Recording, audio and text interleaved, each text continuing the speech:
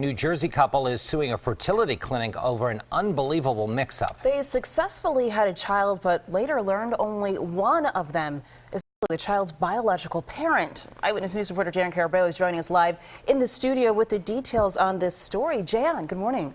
Janelle and Jim, good morning. A judge has ordered that clinic to hand over its sperm donor list because of this case.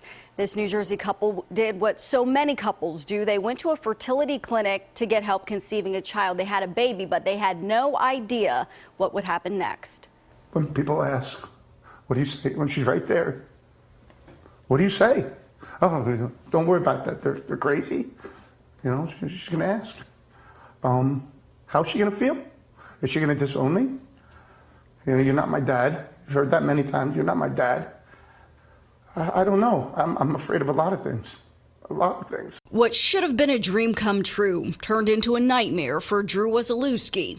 He and his now ex-wife had a child through an in vitro fertilization procedure at the RWJ Barnabas Health Institute for Reproductive Medicine and Science. Years after their daughter was born, the Verona-Essex County couple made a startling discovery. And it wasn't until the child was 2 years old that she started having, they were both Caucasian, she started developing Asian features. The New Jersey couple is now suing the fertility clinic, saying it put the wrong egg with the wrong sperm. The institute is not commenting on the case, citing the litigation. Negligence, recklessness, you call it what you want. This should never, ever happen. According to court documents, Wasilewski found out after conducting a DNA test. He told the mother, quote, "The child isn't my daughter." Confused, she replied, "What are you talking about? How is that possible?" Now they want to know the identity of the girl's biological father. They have a right to know who he is.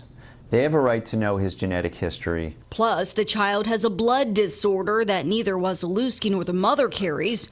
Meantime, the little girl is now 6 years old, and her parents have not yet told her the truth. In his mind, this is his daughter.